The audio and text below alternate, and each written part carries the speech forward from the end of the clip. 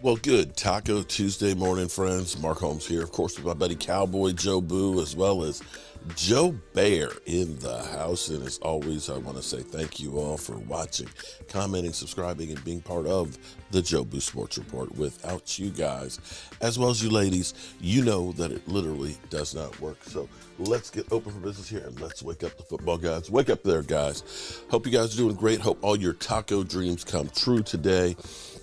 We are in the players off day. The Dallas Cowboys will get back out on the field tomorrow.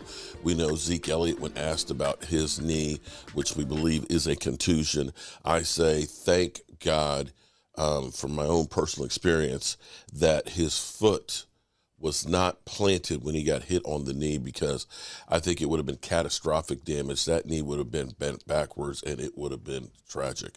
As it was, his knee ended up getting hit up here and it hyperextended there. As he put it, it's sore, but it's only Monday, which means I'll be getting treatment, pain meds, and everything else to be able to play by Sunday. And that's the thing about Zeke Elliott. Zeke Elliott does not miss time for injury. He is truly a warrior. He is able to fight through injuries that most players would not. And I expect to see him on there this weekend against the Bears. Now, the schedule makers didn't really help the Bears out much, having a game in New England on Monday night and then a 12 o'clock game on Sunday against the Cowboys. So it'll be a short week for them. They'll have, of course, their day off where they're just getting back to Chicago, and then tomorrow prepare for the Cowboys. Interesting last night was Mac Jones getting benched. Mac Jones, who's now 2-7 in his last 9 starts. And all of a sudden you start wondering, is Mac Jones the guy that the Patriots thought they were getting when they drafted him? But it was terrible. I mean, he was terrible.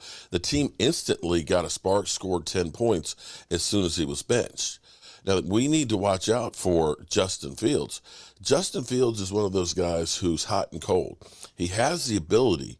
He makes some really good plays, but then he holds on to the ball too long, and then he'll make some bad plays. But last night on the road, where New England does not lose to teams with losing records after week 7, New England Patriots got spanked. New England looked bad against Justin Fields. Now, the problem for the Bears is Justin Fields holds the ball longer than anybody else. Hard to believe he holds it longer than Carson Wentz, but he's holding it for about 3 seconds. If he does that against the Cowboys, that Cowboys defensive line is going to feast on him. But you have to watch out for his legs, because there were a couple plays where he was dead to rights in the backfield and should have been sacked for a 10-yard loss. And here it is. He scrambles for 20 yards or first down. So we have to have lane discipline. If there is an Achilles heel in the Dallas Cowboys defense, it is still stopping the run. That's where we actually need to get better as a team. So we don't have a whole lot of news. We're 1 week away from the trading deadline next Tuesday happening. I don't look for the Cowboys to trade players to help their roster. Possibly maybe trade some players out to get some future draft picks. The Cowboys covet their draft picks too much to do any trades, and you have to look at it and see all of the depth that the Cowboys have. All of the players and the makeup of this team isn't from trades. It isn't from big-name free agents. It's from finding bottom basement free agents and drafting your own. So they won't go out and say, let's get that guy with a high salary. That's just not what the Cowboys do. And for once, it seems, at least at the moment, 7 games into a season, that philosophy is beginning to work this year. You can see a lot of teams that made a lot of free agent acquisitions this offseason, with the exception of the Eagles, that it's not working. You know, you look at Russell Wilson and Randy Gregory with Denver. You can't tell me Denver's a better team now after those 2 major pieces. Cincinnati is about where they were, even though they ended up spending a boatload of money on the offensive line. Their offensive line is still terrible. You can probably say, yeah, getting Tyreek Hill in Miami's worked and things. So you've got 2 good examples at the moment. And we'll see by the end of the year how it all shakes out. You know how much I always love watching Rich Eisen, and they have Chris Long in here actually talking about the NFC picture, about the Eagles, the Cowboys, and everything else, and I think it's actually really good. Let's take a listen right now. So the Eagles, Chris Long, sitting on their bye week, watching the Cowboys play a game against the Lions where Dak returns, and it looked like that's what it would have been fine if it was Cooper Rush, right? Now Dak is back, but he's getting his sea legs under him. At least you're seeing that. He's back. The Giants barely beat Jacksonville. The Packers and the Bucks are 3-4, which is now the same record for the 49ers. That division's led by Geno Smith and the Seahawks, and they've already eviscerated the Vikings in week 2. Do you think this is now the conference to lose for Philadelphia, Chris? I think they're the best team in the conference, but I just want to be wary of getting too out ahead of ourselves here. I mean, the Niners, who you almost didn't mention, I don't blame you, they're 3-4, are really good. I judge a team on what they're going to be in December. I see where this team's going to be. I know they don't look great right now. They had a quarterback change. Trent's been out. They've had injuries defensively. This was a distracting week for the Niners. I know it's all positive. They're good distractions. You're getting Nick Bosa back. You're getting this guy back, getting Trent Williams back. You're getting Christian McCaffrey 12 hours after the trade, walks out on the field for practice. There's a buzz, right? But people aren't thinking about their opponent as much. And I'm not saying they weren't focused. I've just been on NFL teams where there's a lot going on, and even if it's good sometimes, the buzz in the building can be a little distracting. And they had a chance to put that game away. Not away, because the game's never put away with Patrick. But Jimmy doesn't throw that pick before the half, which is a big if.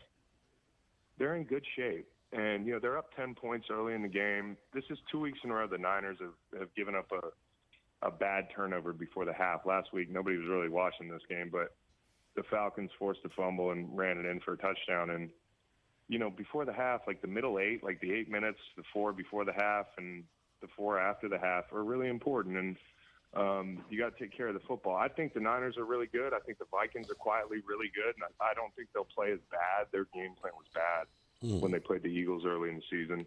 And the Cowboys, man, you got to give them their props. Not only for being this good, but the way they've kind of orchestrated overcoming everything they have. The receivers start the season, James Washington, you bring him in, he's hurt. You got to bring a returner in from one of these arena leagues. You've got Cooper leaving. A whole host of stuff going on that's distracting outside, and then you lose Dak. The defense plays well enough not only to keep them in games, but to win games. I thought they'd be out of it by the time Dak got back. They're not, and they pick up perfect landing spot for Dak because Detroit was the perfect game for Dak to come back in and, as you said, get his sea legs under him. He made good throws. They pushed the ball downfield more than they have all year, and so it's what you want to see. And I just want to shout out Micah Parsons, man. Every week it's something different. And Sam Williams had the big game, but Micah running down, I forget who it was, at the pylon. They're up 10-6. Detroit's going to go in and score, and that building's going to get kind of uneasy.